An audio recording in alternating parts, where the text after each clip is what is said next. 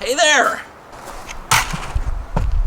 Bob from Oregon's Constant Gardener. Welcome to the OCGFAM show to you, my YouTube buddies. What's going on?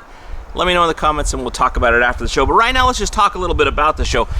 As we do the show, the cornerstone of the show is that Scott and I do a viewer questions episode where you put questions in the comments and we sit down together and answer them. And we do those as often as we can, but in the interim, I try to take little nuggets, little clips out of that viewer questions episode and make little helpful hints, tips, facts about what we're doing to help people to grow with nectar. But today I want to do something a little different. We had a conversation about OG strains versus new school genetics and which is better or worse, advantages, disadvantages, and also how you might have the best of both worlds. It was just a conversation. I thought it was interesting and I think you might too. Let's watch it. Jamie Westwood grew some Acapulco Gold not too long ago. Honestly, compared to other stuff I've grown lately, it definitely was lacking. I'm going to give it one more try with this OG plant. This wasn't really a question, but, the genetics is stuff.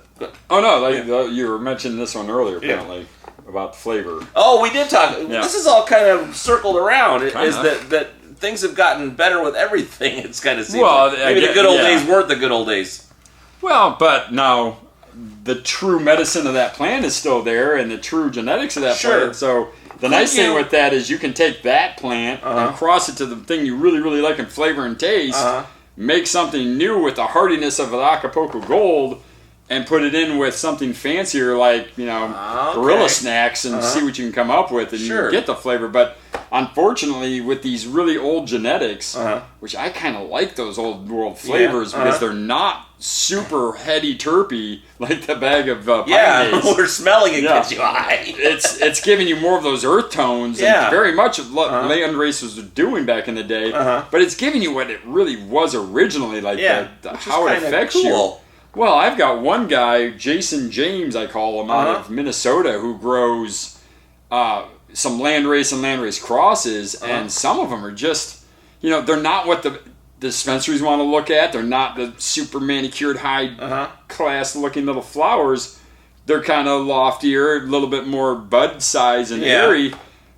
But wow, the difference. I mean, it'd be something that, honestly, like if you were ever to take up smoking, that's what I would. It's not try the flavor. This. If you want to feel it, this makes you feel comfortable, but not. Well, I don't like going to the $300 plate steakhouse.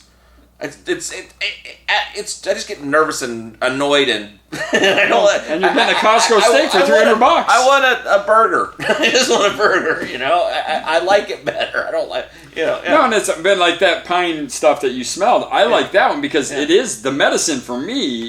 Is the ability to have all those terpenes affect me, my bloodstream, my mood, my enhancement. I mean, you physically changed. I mean, I got emails and comments after that show because they're like, man, I don't know what was in that bag, but you blew Bob's mind. It was like you smoked it or something. I'm like, he didn't smoke it. I promise you that. It's something else, though. But knowing that, it's like, all these new consumers, these people who never tried cannabis because they were so afraid to because it was against the law, but now it's legal, and they're running out and they're getting 34% high THC flower. And it's like, that's not good. You're not going to enjoy that. It's like going out and going, I've never drank before. Let's go get some tequila from Mexico. You just don't do that. That will cure you of wanting to drink. You will not. And that's curing people from not wanting to smoke when they just go, hey, I'm doing great, but I'm super high. So, when I was down there, I got a Dos Equis. And it tastes like a Sam Adams now. I remember Dos Equis was funky. You remember? I mean, it was like... Well, it's because by the time it gets here, it's skunked. Oh, okay. Have you ever had Moosehead beer in Canada and Moosehead beer here? Here it tastes like skunky assholes. And when you go up there, it tastes like really good Canadian beer. It's because it sits in a warehouse in America where a bunch of white people are like, it ain't Cinco de Mayo yet, don't want it, so they don't drink it. So my question with that is that are these Acapulco Gold actually the Acapulco Gold, or is it? Well, that's the one thing is who'd you get it from? But I mean, I do know folks. I've had true Acapulco Gold. I've had true blueberry. I've had true Afghani. I've had true. I've got one guy in California who breeds off of nothing but landrace. And he has landrace. He has landrace females, he has landrace males, and he doesn't do anything with the flower because he's just using them as a platform. but he gives me the flower to consume every once in a while when he's through town, and they're so unique, and they're so, you really get a bigger picture of how the breeders, or where the breeders came from and where they went. Yeah. But what makes me sad is they all went for the highest potency and not like the highest well-rounded full spectrum. They're looking for numbers to that's where put the market is. On a jar. Unfortunately, like, you know, fast food, bigger's better. Like weed, bigger's better. So people all want the higher THC. Although, you know, like the James guy, Jason I was talking about, he literally can, if you sight on scene, rolls you one, pre-rolls it, and you consume it. At his 18%, most people are going, oh man, this is just like, whew, that's incredible. I'm melting, I feel comfortable, I'm not anxious, I don't feel paranoid. It's like, well, that's what 18% feels like, because at 34, you've almost doubled that, and you're like, oh, the cops outside my house, why is the dog talking to me? Is there a cat here? Or the cops in Michigan is like, you need to send an ambulance because I think we're dying.